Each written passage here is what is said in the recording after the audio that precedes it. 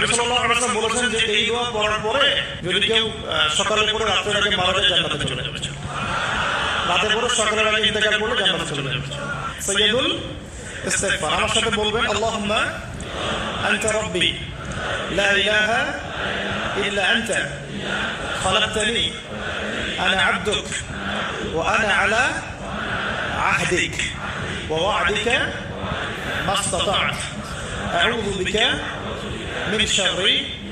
ما صنعت أبوء لك بنعمتك علي وأبوء بذنبي فاغفر لي فإنه لا يغفر الذنوب إلا أنت.